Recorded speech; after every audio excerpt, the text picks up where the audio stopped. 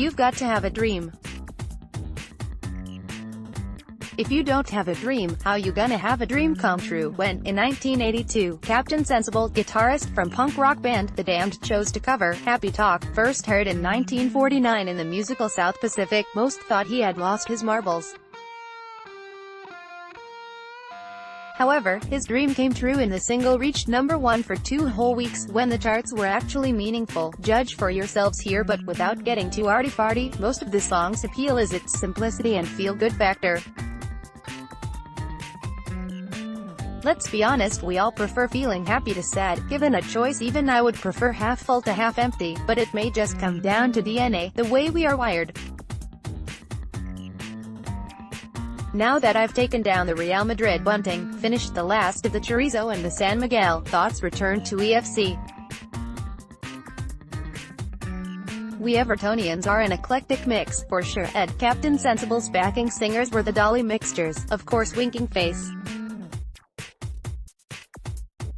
Whatever our age, background, gender, ethnicity, sexual orientation, we have our own opinions, a wide range of them, and most of us aren't afraid to express them loud and clear. Broadly speaking, though, we do fall into 2 camps, half full and half empty. I had to smile when I saw that half full was in the devil's color, and half empty in blue. As we stand on the edge of the Mashari brand new dawn, take 2, or is it 3, there is a renewed groundswell of optimism from the half-fullers. Allardyce is gone slightly smiling face, we have it proper.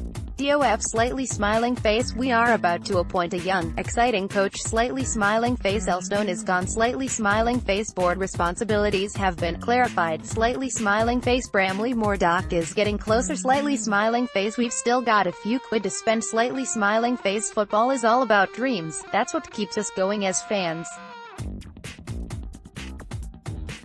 Why else did 40,000 Coventry fans turn up at Wembley on Monday to see them beat mighty Exeter in the League Two playoff final? Former stalwarts of English top flight, the Sky Blues have fallen far, but may be on the way back. Can't say the same of Sunderland or Portsmouth. Let's remember that it was only 1999 when reigning Premier League champions Man City beat Gillingham on penalties in the playoff final to gain promotion from English football's third tier. Fortunes in football can change so quickly, but these days it's less about a Kevin Brock back pass, excepting of course the odd goalkeeping howler in the Champions League final. It's more about decisions made off the pitch, as we bang on about on EBM. Whoever we appoint as coach, he deserves the full support of all Blues, and he'll surely get it. Nevertheless, those of us in the half-empty lounge, especially those longer in the tooth, like me, will at least retain a degree of skepticism and even cynicism. We want our beloved club to be successful, we have dreams too, but we know there are no shortcuts, and, in fact, we recognize that the club may have actually gone backwards in the last 2 years, certainly the last 12 months.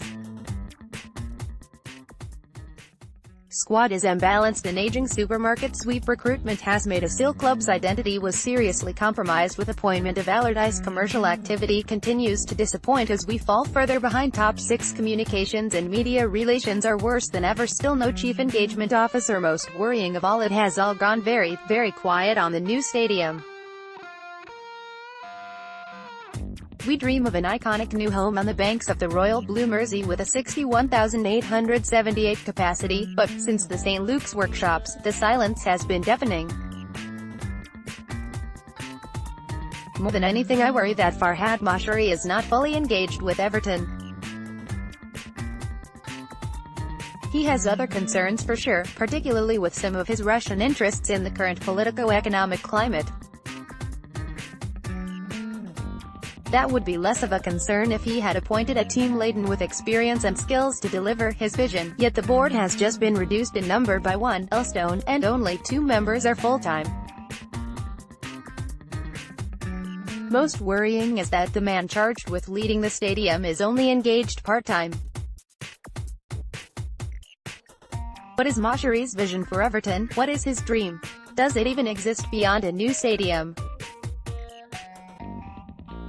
Who knows? I don't for sure, I'm guessing and, of course, viewing through my half-empty lens.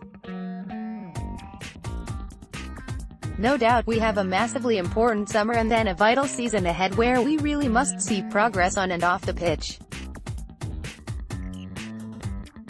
Just a few requests we can all agree on.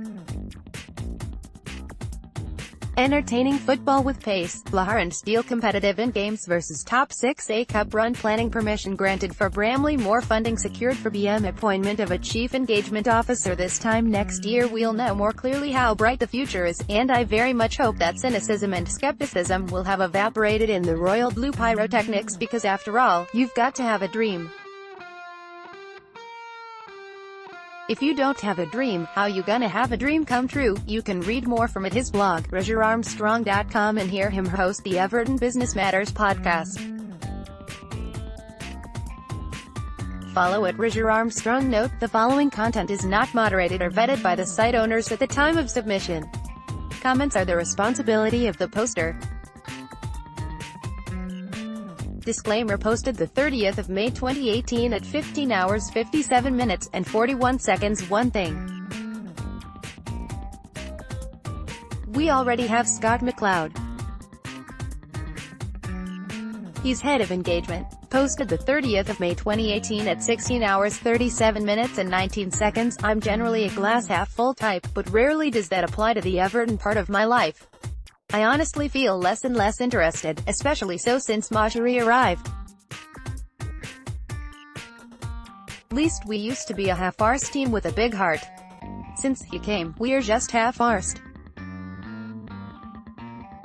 Really hope I'm proved wrong, but I just don't feel like we'll be worrying the Big Six anytime soon. Posted the 30th of May 2018 at 18 hours 8 minutes and 6 seconds. I'm not jumping up and down with eager anticipation. I'm not losing sleep with worry, either. After 2 or 3 false starts in the Marjorie era, I'm adopting a wait-and-see attitude. It's a crapshoot.